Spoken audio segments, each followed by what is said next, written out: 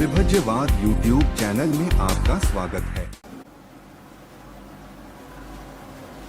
जानने की प्रतियोगिता में इस संसार में जो कोई मनुष्य अपनी मंजिल तक पहुंचना चाहता है उसका उद्देश्य होता है। जो कोई ब्रह्मचर्या करने वाले या पुण्य कर्म करने वाले अपने अर्थ के लिए किया जाता, कोई अर्थ के लिए जा रहा ऐसा भी नहीं जानता भी, लेकिन पुण्य कर्म करता है। कोई लोग जानने वाला होता है हम लोग सीधा मार्ग पे है या अमार्ग पे है, ये जानने के लिए अभी जितना ये मानस आज का जो गतिविधि का जो मानस है इतना फास्ट समझता है या फास्ट चलता है, तो ये फास्ट समझाने के हेतु हम इतना फास्ट समझा रहे। तो देखो हम ये संसार में जो कोई मनुष्य है उत्पाद होने से अंत तक कैसा जाता है, मार्ग साक्षात्कार तक कैसा जाता है, इसका ये समझाने का एक तरीका है। तो जो कोई संसार में पुण्य कर्म करने वाला लोग है तो ये 3 भागों से डिवाइड होता है। शिक्षा के क्षेत्र में 3 भागों से डिवाइड होता है, शरणागमन में 2 भागों से डिवाइड होता है, दृष्टिगत से 3 भागों में दृष्टिगत से विभाजित हो जाता है। कौन मनुष्य पाप कर्म करता है, कौन मनुष्य पाप नहीं कर सकता, ये समझाने का हम प्रयास करेंगे। तो चलिए देखें, यहाँ जो संसार में जो कोई भी मनुष्य हो, जब कोई मनुष्य फर्स्ट क्लास में जाएगा तो सेकंड में जाएगा, थर्ड में जाएगा, फोर्थ में जाएगा, 10 में जाएगा, लेकिन 10 में जाने के बाद पहले 10 में जाएगा बाद में फर्स्ट में आएगा, ऐसा कभी नहीं होता है संसार में। तो ये भी उसका माप होना चाहिए या तुल्य मापन होना चाहिए या उसका क्रम होना चाहिए शिक्षा का। तो ये समझाने का एक तरीका है। तो ये संसार में अष्टांगिक मार्ग है, अष्टांगिक मार्ग से समझने की एक तरीका है जहाँ संसार में कोई भी मनुष्य को क्रम बाय क्रम से उपासना करते हुए मुक्ति तक कैसा जाता है ये समझने का प्रयास करता है। तो यह अष्टांगिक मार्ग में कैसा अष्टांगिक मार्ग है तो हम समझा देगा, लेकिन यह अष्टांगिक मार्ग में प्राथमिक शील खंड आता है, शील खंड आता है, विपස්සना में शील खंड आता है। तो यहाँ पे जो प्राथमिक है जहाँ कायिक वाचिक मानसिक शील के तौर पर परिशुद्ध किया जाता है, शीलाचरण परिशुद्ध किया जाता है। तो ये परिशुद्ध आचरण करने के जो विधायक होता है इसमें 10 पुण्य कर्म होता है। ये कर्म करने से शील परिशुद्ध हो जाता है। कोई मुंह से बोलने से, पानाटी पाटा बोलने से, ऐसा बोलने से नहीं होता। ये 10 पुण्य कर्म करने से शील परिशुद्ध होता है। तो यहाँ शील आ गया शील खंडा में, यहाँ शील आने से दान शील है, यहाँ पे शील आ गया। तो यहाँ के शील की प्रतियोगिता में दृष्टिगत, यहाँ नीचे दृष्टि आते, तो दृष्टि से लौकिक दृष्टि का शील और लौकिक दृष्टि का शील डिवाइड हो जाता है। यानी मार्ग का प्राप्त करने वाला शील अलग हो जाता है और लौकिक दृष्टि सुगति प्राप्त करने वाला शील अलग होता है। ये समझाने का एक तरीका है। तो जल्दी समझने वाला समझ सकता है। फिर दूसरा, ये 10 पुण्य कर्म आचरण होने से बाद में वो समाधि के क्षेत्र में आएगा। तो समाधि के क्षेत्र में पटिपति में आने से 10 पुण्य कर्म होता है। इस 40 कर्म समाधि के 40 कर्म स्थान होते हैं। और समाधि कैसी होती है, ध्यान क्या है, ध्यानांग क्या है, निवारण क्या है, ये समझाने का ये 40 प्रकार के कर्म स्थान समाधि के बताया जाता है। ये इसमें ये पटिपदा में ये समाधि के क्षेत्र में पुण्य कर्म करने के परिणाम से समाधि हो जाएगी। तो समाधि के क्षेत्र में 10 पारमिता आता है। 10 पारमिता में भी शील है। देखो यहाँ प्राथमिक धर्म में भी शील आता है, जो कोई मनुष्य पूजा वंदना भावना करता है उसमें भी शील है। और जो समाधि होता है उसको जो समाधि में भी शील होता है। ये दोनों शील में अंतर्भेद होता है। दोनों शील नामा तो एक जैसा शील नहीं होता। ये समझाए बाद में हम समझा देंगे ये शील का मतलब है क्या और ये शील का मतलब क्या। ये शील दृष्टि से कैसा विभिन्न होता है, लौकिक दृष्टि से, लौकिक दृष्टि से, लौकिक दृष्टि से। यहाँ पे भी शील खंडा है। तो यहाँ पे भी शील लौकिक शील कौन सा हो जाता है, लोकोत्तरी शील कौन सा हो जाता है, ये समझने का प्रयास करेंगे बाद में। फिर अभी तीसरा खंड आता है। किसी के पास अगर लौकिक धर्म हो तो यहाँ तक समाधि तक आएगा, सुगति तक। लेकिन कोई लौकिक धर्म का बजट हो तो ये तीसरे क्रम में आएगा, प्रज्ञा के क्षेत्र में। प्रज्ञा के क्षेत्र में आने के बाद वहां मुक्ति का साक्षात्कार होने वाला दिशा निर्देशन होता है। तो यहाँ विशुद्धि मार्ग होता है। ये विशुद्धि मार्ग में भी यहाँ एक शील है, प्राथमिक पूजा वंदना भावना आचरण के धर्म सवर करने के लिए, बाद में अपना वाला समाधि के लिए सवर करने के लिए यहाँ शील अलग होता है। फिर यहाँ पे भी शील होता है। तो कौन सा शील होता है, तो यहाँ पे विशुद्धि में विशुद्धि शील होता है। तो ये विशुद्धि शील, ये शील और ये शील, तीनों शील एक जैसा नहीं होता है और तीनों शील दृष्टि से विभिन्नता होता है। फिर यहाँ जो शील होता है यह मार्ग का शील या अमार्ग का शील भी उसमें डिवाइड होता है। तो हम लोग शील की प्रतियोगिता से समझ जाने के लिए शील आचरण के ऊपर ज्यादा करके हम लोग ये एपिसोड बताने का प्रयास करता है। तो ये हमको ये समझना चाहिए शील तो तीनों में भी आया, लेकिन शील क्या है फिर आखिर। तो यहाँ शील का दृष्टिगत कैसा विभिन्न होता है, ये समाधि के क्षेत्र में शील कैसा विभिन्न होता है, और यह विशुद्धि मार्ग में शील विशुद्धि भी कैसा विभिन्न होकर कोई साक्षात्कार करता है, कोई साक्षात्कार नहीं कर सकता है। जैसे कोई किसी के पास आचरण नहीं है तो मार्ग का साक्षात्कार नहीं कर सकता है, लेकिन किसी का आचरण है फिर भी उसको मालूम नहीं होता। किसी का मार्ग का ये जन्म में साक्षात्कार करने का रूट है, फिर भी वो अपने रूट बदलकर भूल भुलैया में गिर गया है, इसी कारण उसका मार्ग का पूरा पुण्य खत्म हो जाएगा। तो इसी कारण उसने भी अच्छी तरह से सुनकर समझकर करना चाहिए वास्तविक क्या होता है शील का भी।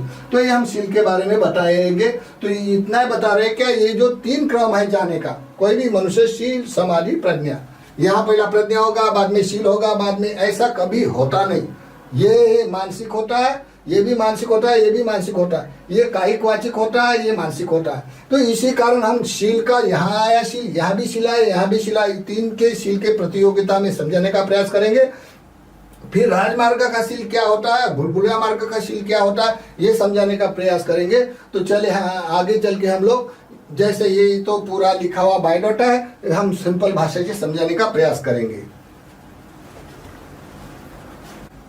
शीलेन सुगतियन्ति शीलेन भोग संपदा शीलेन निभूतियन्ति तस्मा शीलं विशुद्धि।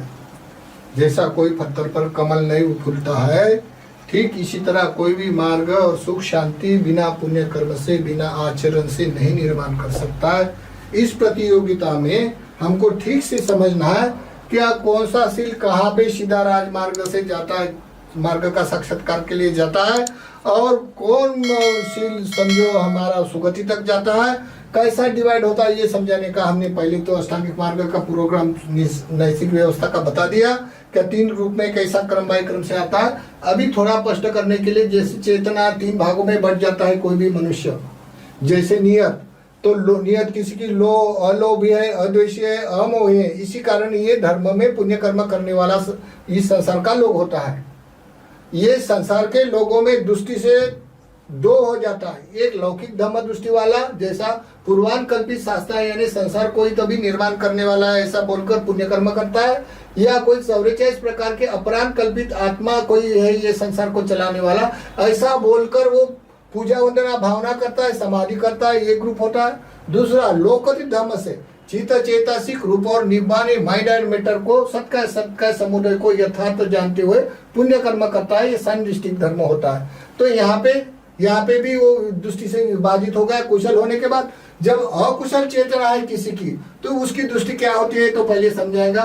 उसको तो ज्यादा करके शील का कोई महत्व नहीं लगता है। ये लोग ये इस प्रकार के जो लोग होता है संसार में, ये साम्यवादी लोग होता है, इसको ज्यादा पुण्य कर्म रुचता नहीं सुचता नहीं। जैसे अहेतु का चित्त, अहेतु का दृष्टि, वो बोलता है कोई संसार में बिना कारण से संसार उत्पाद हुआ है। हाँ, कोई बोलता है नहीं ये पूजा वंदना भावना करने का कोई मतलब अर्थ ही नहीं है, उसे फेंक दो। हाँ, उचेता दृष्टि, मरने के बाद कुछ नहीं होता है, खाओ पियो मजा करो, ये संसार मिला, संसार का रोज बहुत अच्छा, ऐसा बोलता है। नास्तिक दृष्टि, इस संसार में श्रमों साधु का कोई अर्थ नहीं है, वो ऐसे खाने पीने के लिए बनता है, ऐसा बोलने वाला दृष्टिकोण होता है। कमाशा दृष्टि, जब आपत्ति या रोटी बेटी के बाहर के लिए कर्म करता है लेकिन कर्म का इधर का उधर नहीं जान सकता है। फिर सत्काय दृष्टि, मेरे जैसा आयु वर्ण सुख से अधिक मैं हूँ और मुझे जितना आता है इतना किसी को नहीं आता, ऐसा बोलने वाला ईगो पकड़ के होता है। ये सत्काय दृष्टि वाला, ये 6 प्रकार का दृष्टिकोण की जो उसकी जो निगेटिव थिंकिंग है, इसी कारण उसकी सोच ऐसी होती है। ये सोच वाला मनुष्य एक तरफ है, बाकी जो न्यूट्रल मनुष्य, जैसे उसको कोई पुण्य कर्म का कोई लेना देना नहीं होता, एक न्यूट्रल वाला होता है। लेकिन जो कोई संसार में जो रस है, संसार में जो मोह रस अभिप्रेत होता है, सुख कारक लगता है, ये तृष्णामूलक होने से इसमें डूबा रहने वाला ये ग्रुप होता है। और संसार में जो भी कोई मनुष्य होता है ये पुण्य कर्म करने वाला होता है, लेकिन ये 2 भागों से दृष्टि से विभाजित होता है। एक संसार को कोई बनाने वाला है बोलकर आत्मा या कोई अद्भुत शक्तिवान, ये संसार में माइंड एंड मैटर, ये साइंटिफिक रीजन जानने वाला। तो हम लोग ऐसा समझाने बताता है कि शील आचरण का स्वभाव कैसा खड़ा उतरे हमारे पर, और हम कैसा सीधा सीधा मार्ग पे जाके साक्षात्कार करें। जहाँ हम लोगों को साक्षात्कार करने के लिए हमने ब्रह्मचर्य करता है साधु संत, या कोई पुण्य कर्म करता है, तो उसका अर्थ कैसा आ जाता है। तो यहाँ पे शील खंडा है, ये शील खंडा होने से यहाँ पे भी शील है, लेकिन ये दुष्टि से में विभाजित हो जाता है। जैसे दुष्टि में विभाजित होता है, तो वहाँ पे शील खंडा में जैसा उपासना करते समय कैसा डिवाइड हो जाता है। फिर समाधि करता है लोग, तो समाधि में भी शील कैसा डिवाइड हो जाता है। फिर मार्ग का साक्षात्कार करता है, तो मार्ग का साक्षात्कार करने के लिए शील विशुद्धि कहाँ डिवाइड होता है, ये हम समझाने का प्रयास करेंगे। तो शील का महत्व हमको कायिक वाचिक मानसिक स्तर पर समझाना पड़ेगा। काया से करने वाले कर्म कौन से होते हैं, और वाचा के कर्म करने वाले कौन से होते हैं, और मानसिक कर्म करने वाले कौन से होते हैं, ये पहले समझाएंगे। और कहाँ मानसिक कर्म होता है, कौन से क्षेत्र में, 3 क्षेत्र होता है ये क्रम बाय क्रम उपासना का।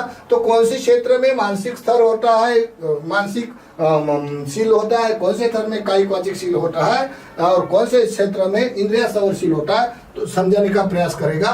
तो चले थोड़ा समझाएंगे। जैसे शील के बारे में, प्राथमिकता शील क्या होता है, सेकंड में क्या होता है, अंत में कौन सा शील होता है। इस प्रतियोगिता में जो शील खंडा में आता है, शील खंडा में अपने काया वाचा मन को सवर करने की विधि है। तो कैसे सवर करने की विधि होती है, जैसे शील आचरण जोड़ना पड़ता है। जैसे शील आचरण जोड़ने से हिंसा, चोरी, व्यभिचार, मादक पदार्थ सेवन करने कायिक कर्म होते हैं, ये पाप कर्म है। ये कायिक कर्म होने से ये पाप कर्म होता है। और वाचिक कर्म, झूठ बोलना, चुगली करना, निंदा करना, बकवास करना, ये वाचिक 4 दोष होते हैं। और मानसिक, अपने लोभ में, सबसे पहले मन में ही होता है ना लोभ होने से भोग भोगता है, लोभ होने से द्वेष करता है, और मोह होने से अज्ञानता होती है। तो ये सबसे मानसिक उत्पन्न होने से ये कायिक वाचिक परिणाम होता है। विरक्त रहना, मुंह से बोलेगा हम विरक्त रहेगा, डिक्टो वो आया पड़ेगा, पढ़ने से नहीं होता है। तो सवर कैसे होता है, कायाची सौरो साधु, वाचाय सौरो साधु, मनची सौरो साधु, तनखवे भिक्कवे पमुच्यति। जिसने अपनी काया परिशुद्ध किया है, वाचा परिशुद्ध किया है, मन परिशुद्ध किया है, अपने आप मुक्ति मिलेगी। जिसके पास वाचा कायिक मानसिक कोई भी शील आचरण नहीं है, तो वो मनुष्य कैसा भला कोई मुक्ति पा सकता है। तो ये समझने का एक तरीका होता है। तो ये जल्दी जितना हमको आप लोगों को जितना फास्ट समझाने का तरीका है, हम समझाने का प्रयास कर रहे हैं। तो जैसे ये केवल 10 पुण्य कर्म, ये शील खंडा में क्या आता है, 10 पुण्य कर्म। ये 10 पुण्य कर्म में आता है दान, शील, भावना। जो कोई मनुष्य दान करता है और आचरण से युक्त होता है, और अपने दृष्टिगत धर्म जानते हुए भावना करता है, समाधि होती है। 3 धर्म से रहने से भी मुक्ति से चला जाता है। फिर उसके में आता है पतिदाना, जैसे कोई भी मूर्ति के पास कोई मरने के बाद भोजन लगाता है, सोम लगाता है फोटो मूर्ति पे, पतादाना कहलाता है। इसकी हिम्मत तो ये लोकोत्तर धर्म में बताया जाता है। फिर कोई लोग धागा बांधता है, पूजा करता है। ये श्रद्धा होने से शील परिपक्व होकर ये शील काम में आता है। ऐसा कोई मनुष्य एक पाप कर्म नहीं करेगा, फिर भी वो तो हेतु काम में चला जाता है। एग्जाम्पल, जैसा कोई गांव में एक बहुत भला आदमी है, भला होने से वो हिंसा नहीं करता, चोरी नहीं करता, व्यभिचार नहीं करता, अमीर है, फिर भी वो कोई किसी को काम में नहीं आता, कोई दुख सुख के लिए काम में नहीं आता, कोई धार्मिक क्षेत्र में कार्य नहीं करता है, या कोई दान देने में रुचि नहीं लेता है, अमीर है। एक उसकी एक प्रतियोगिता है, ऐसा प्रतिष्ठित व्यक्ति गांव में है, श्रेष्ठ, नगर श्रेष्ठी। दूसरा एक मनुष्य है, वो कभी कभी लोगों के सामने बड़बड़ भी करता है, या कभी कभी किसी के साथ शराब भी पीता है। लेकिन वो जब कोई धार्मिक काम हो या कोई आपत्ति विपत्ति का कर्म आया, तो झट से उसको बुलाता है लोग। जैसा कोई आदमी बीमार गिर गया तो दवाखाने में ले जाने के लिए तो पहले उसका नाम आता है, क्योंकि वो पहले सेवा करता है किसी को भी। तो उसको वो दवाखाने में बीमार आदमी रहा तो भी उसको अपने पीठ पर उठाकर दवाखाना तक ले जाता है। वो इतना विश्वास होता है, क्योंकि वो पुण्य कर्म करता है। बाद में गांव का कोई धार्मिक कार्यक्रम हो तो अग्र भाग लेके वो चंदा इकट्ठा करना, भोजन बनाना, परोसना, ये सब काम करता है। फिर वो बर्तन अच्छे रखना, बरोबर झाड़ झूठ करना और सभी लोगों को खाना खिलाना, सभी लोगों के साथ मैत्री के साथ व्यवहार करना, ऐसा करके वो आदमी एक है। तो वो कभी कभी बड़बड़ भी करता है या कभी कभी शराब भी पीता है। तो इस प्रतियोगिता में दो आदमी है, तो कौन सा श्रेष्ठ लगता है आपको? तो मानने से वो तो भला आदमी कोई कर्म ही नहीं करता, निगेटिव पॉजिटिव, तो वो तो न्यूट्रल है, वो तो कोई काम का नहीं है। लेकिन जो कोई मनुष्य पाप भी कर्म करता होगा, थोड़ा शराब भी पीता होगा, लेकिन पुण्य कर्म करता है, तो उससे प्रति आशा कर सकता है शील के लिए, क्योंकि उसका शील सवर हो जाता है। सवर हो जाने से शील ऐसा कहलाता है, जो कोई मनुष्य कायिक वाचिक पुण्य कर्म में क्रिया होता है तभी उसका शील कहलाता है। तो जो कोई मनुष्य इस पाप कर्म करने से विरक्त रहता है, विरक्त रहने से 10 पुण्य कर्म करने में वो रममान रहता है, उसका ध्यान कौन जानता है? तो जो कोई मनुष्य उसका जो बीज होता है सदा सदा के कारण पुण्य कर्म करता है, पाप कर्म करने से विरक्त रहता है। ये विरक्त रहने से शील फिर डिवाइड हो जाता है। कहाँ पे? दृष्टि उजू में। अगर लौकिक दृष्टि वाला हो तो उसका शील ये पूर्वान कल्पित पूर्वान दृष्टि शास्त्रवाद या 44 प्रकार का आत्मवाद मानकर शीलवान होता है। वो एक हो गया। अगर कोई मनुष्य लौकिक दृष्टि वाला है, चित्त चेतसिक रूप निब्बान को जानकर, वो का सत्काय समुदय जानकर श्रमण सभ्यता से शरणागमन करता है और शिक्षा पद लेता है। वो यहाँ शिक्षा पद नहीं दिया जाता, लेकिन यहाँ लोकत्र में शिक्षा पद लिया जाता है प्रार्थना में। तो शिक्षा पद लेता है वो, तो वो पंचशील लेता है, 8 शील लेता है। शील में बहुत सारे शील होते हैं, 8 शील लेता है, 10 शील लेता है। तो यहाँ से लोक धर्म में शील लेता है, शिक्षा पद ग्रहण करता है कि ये पाप कर्म नहीं करूंगा, और नहीं करने के बाद वो 10 पुण्य कर्म करने में रममान रहता है। अगर कोई बोलेगा नहीं मैं केवल पानाति पाता बोलेगा और पढ़ूंगा और बोलेगा, लेकिन कर्म वैसा करेगा, बोले पानाति पाता बोलेगा, भ्रष्टाचार करेगा, तो मतलब होता है क्या शील कहाँ बिगड़ जाता है। जैसे कि समझो ये हिंसा करने वाला, चोरी करने वाला लोग दिखाई देता है, लेकिन मानसिक जो कर्म पाप कर्म करता है वो तो नहीं दिखाई देता ना। जैसा कोई देश में जैसे चोर है अपने देश में, तो ज्यादा लिखे पढ़े वाले चोर है क्या ज्यादा अनपढ़ गवार चोर है? तो ज्यादा लिखे पढ़े वाले चोर दिखाई देता, क्योंकि लिखे पढ़े वाले लोग भ्रष्टाचार करता है। किस कारण? लोभ के कारण करता है। तो इसी कारण जो पाप कर्म है, पाप कर्म को यथार्थ जानकर विरक्त रहकर पुण्य कर्म करता है, उसको बोलता है शीलवान। शील तो ये शील यहाँ शील खंडा में उजू दृष्टि से डिवाइड होकर, जिसकी उजू दृष्टि है तो वो शील में जाएगा, तो उसका शील सम्यक शील हो, सम्यक कायिक वाचिक कर्म सम्यक हो जाएंगे।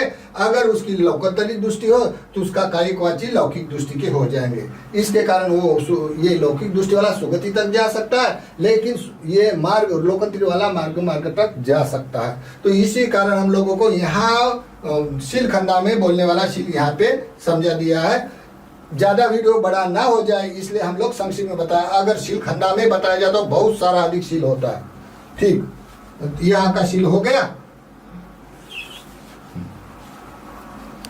अभी हमने काया वाचा मानसिक कैसा सबर होता है, कहाँ शील वाचिक कायिक वाचिक शील कौन सा होता है, कैसे सबर करता है, ये समझा दिया। यह शील खंडा में आता है।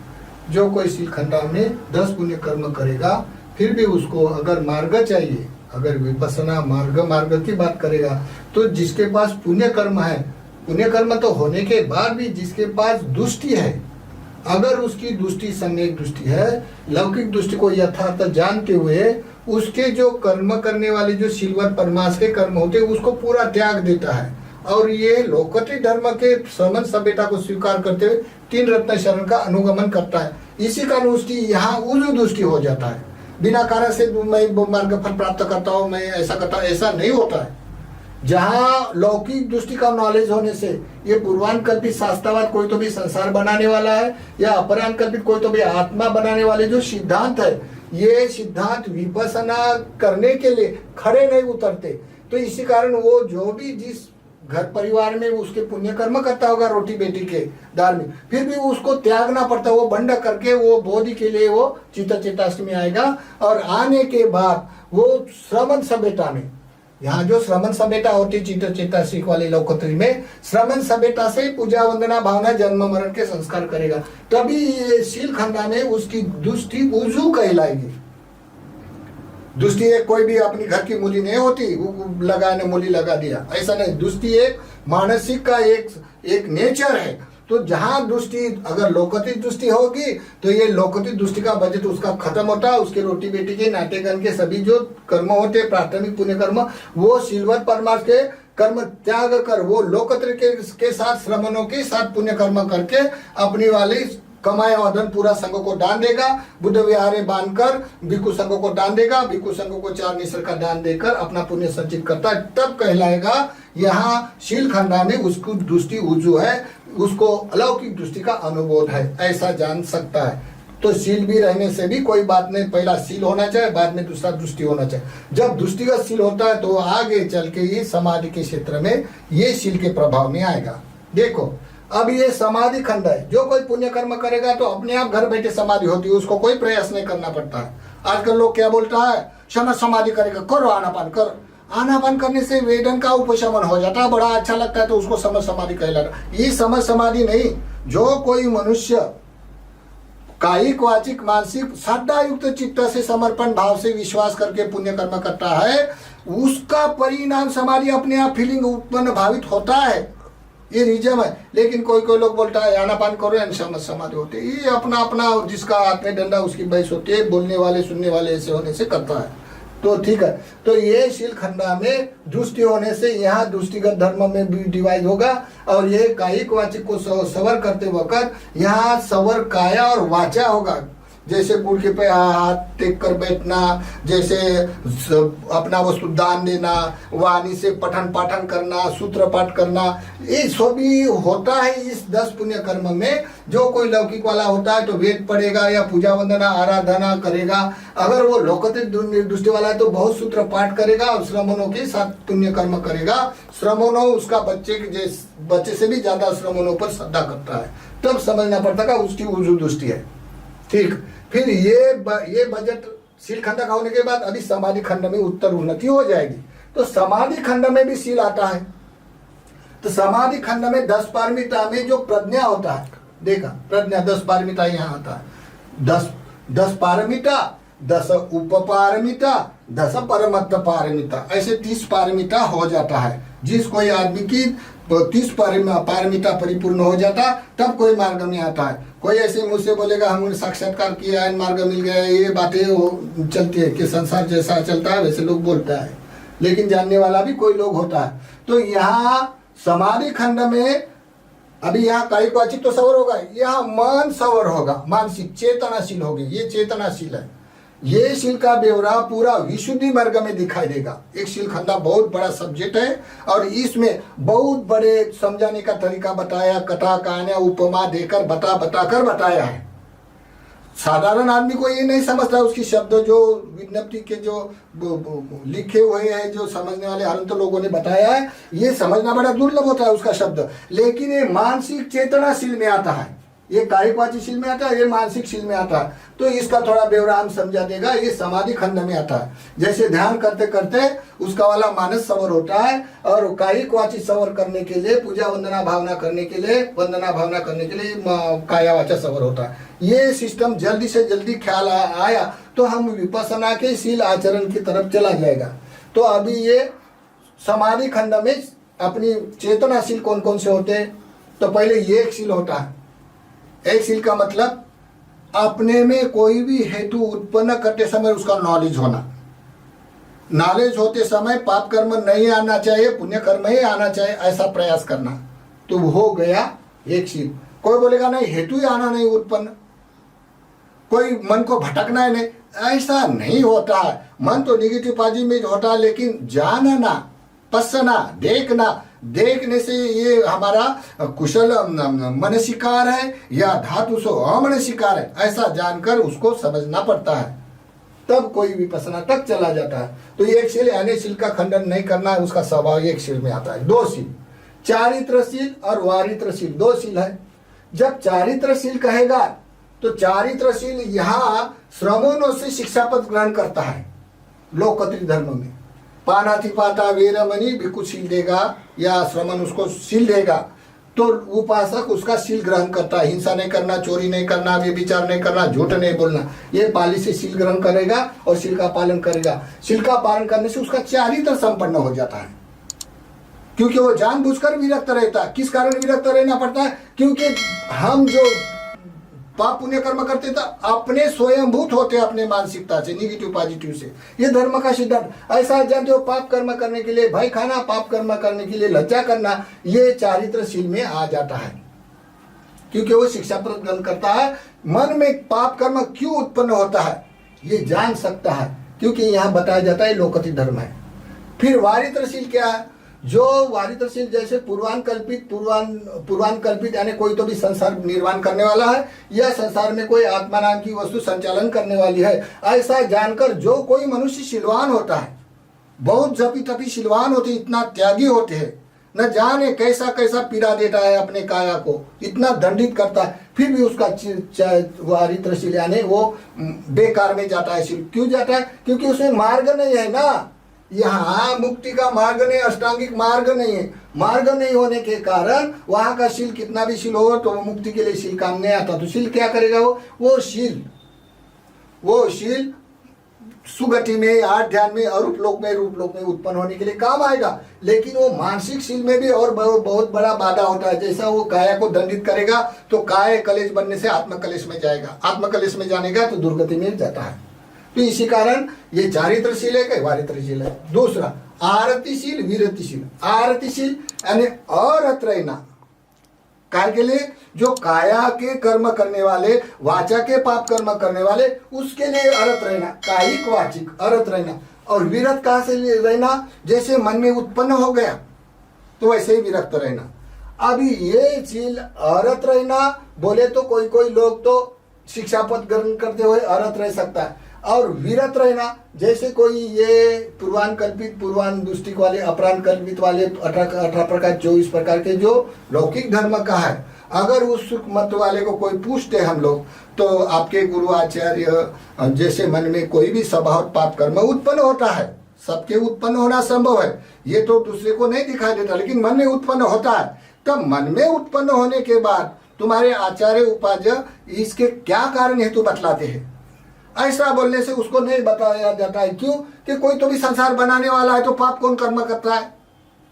अगर कोई बोलता है नहीं ये शैतान करता है, तो अपने में ये अकुशल निगेटिव थिंकिंग होने से इस कारण कर्म होता है, ये नहीं जानता है तो कोई शैतान का नाम रखता है। इसी कारण वो शील को नहीं जान सकता है। तो कौन विरत रह सकता है? तो जो कोई चारित्रशील वाला है, जैसे अनुपन्नानं अकुशलानं धम्मानं उपादायं छंदं जनेति वायमति वीरं आरभति पगहति पगनहाति। ये 4 प्रकार से व्यायाम करते हुए मानस में जैसा ही पाप कर्म उत्पन्न हो गया तभी फट से जानता है कि मेरे मन में अभी पाप कर्म उत्पन्न हो गए, ऐसा जानकर विरक्त रहना ये विरतिशील है।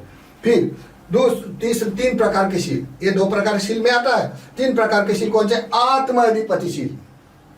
अगर लौकिक वाला हो तो लौकिक वाला कोई सत्पुरुष हो, मठाधिपति बन जाता है या बड़ा वेदाचारी अधिपति बन जाता है। अधिपति बनना अच्छा बात है, लेकिन अगर उसका ईगो पकड़ के रहा सत्कार को, मैं हूं ना, मेरे जैसा कोई दूसरा है नहीं, ऐसा अगर उसके में फीलिंग है तो उसकी भी दुर्गति हो जाती है। लोक अधिपति, कोई साधु संतों को बड़ा चाहने वाला होता है, लोग बड़ा मशहूर होता है, कीर्तिमान होता है, जैसे विद्या में पारंगत होता है, चमत्कारी बातें में पारंगत होता है, तो बड़ा लोग मानता है लोग, तो उसको लोक अधिपति हो जाता है, उसका चित्त आत्मपति लोक अधिपति। तो उसको संत तो दिखता है, लेकिन लोग तो बहुत मानता है, उसके पास बहुत सारा धन भी होता है, लेकिन वो ये आत्माधिपति लोक अधिपति होने दुर्गति में चला जाता है। ये शील आता है लौकिक धर्म में भी आता है, लोक धर्म में बाद में बताऊंगा मैं। अगर कोई मनुष्य धर्मवान है, ये आत्माधिपति नहीं है, लेकिन अभी समझो वो दृष्टि से ही अगर ऐसा जानता है तो उसका लौकिक दृष्टि होगा, उसमें मार्ग नहीं है। ठीक है। फिर ये 3 प्रकार का शील में लोकोत्तर में क्या अर्थ है? तो आत्माधिपतिशील, जैसा कोई यहाँ भी कोई धुतांग करते हैं, कोई धुतांग का प्रदर्शन किया तो भूतांग भी बन जाता है। नहीं तो धुतांग एक पूजनीय माना जाता है कि जिसके पास कलेश है अपने में छुपकर धुता है, लेकिन वो अपने में अगर मानता है तो लोगों को तो नहीं दिखता है।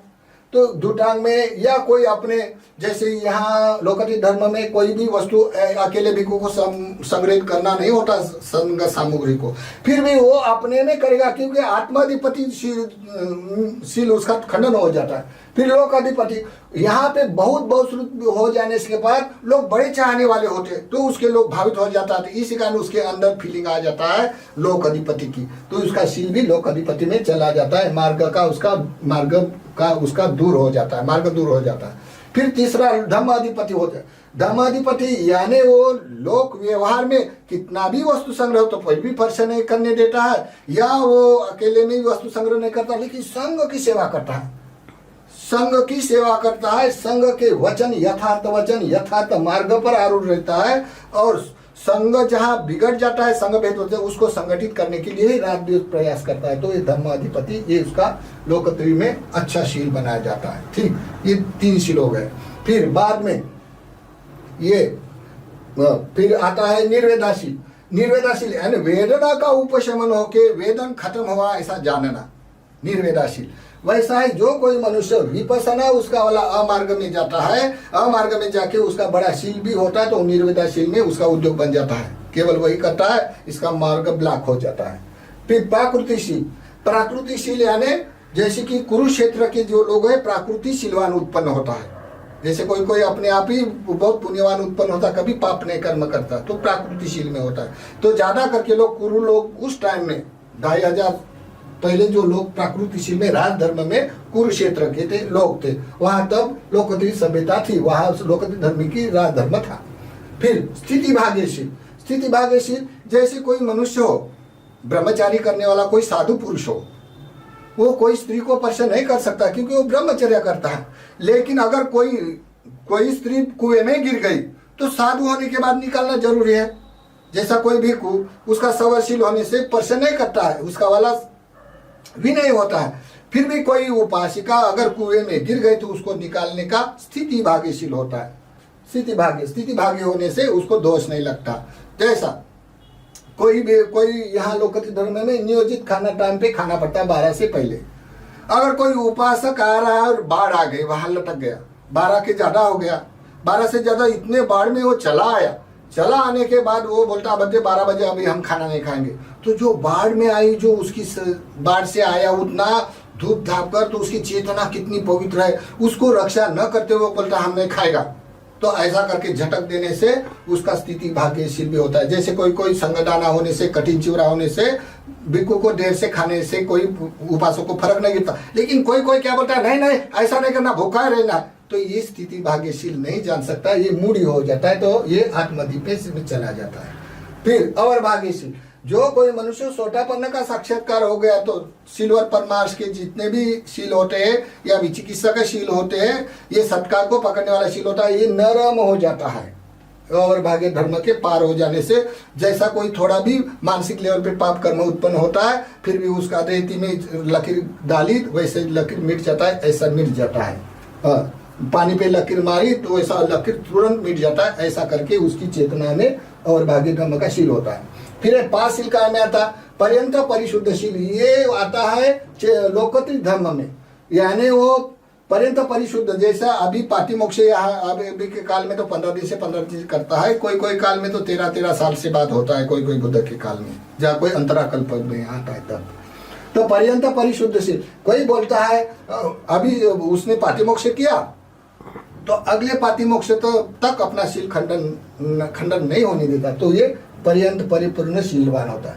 अपर्यंत परिपूर्ण शील कैसा हो जाता, जैसे कोई भिक्षु है लेकिन उसके कोई चाहने वाले लोग आ गए, यानी उसके प्रियजन आ गए, जैसे कोई उसका पारिवारिक का प्रियजन आ गया, तो उसके लिए वो अपने माया के कारण अग्रभाग देता है, तो अग्रभाग देने से रुचि लेता है अपने प्रिय मोह में, तो उसका शील चेतनाशील टूट जाता है, अपर्यंत परिशुद्धशील हो जाता है। फिर परामुष्टशील यानी वो दूसरे के लिए झूठा दिखता है, जैसा कोई अपनी चेतना तो उसकी पवित्र होती है, लेकिन दूसरे के लिए झूठा दिखता है।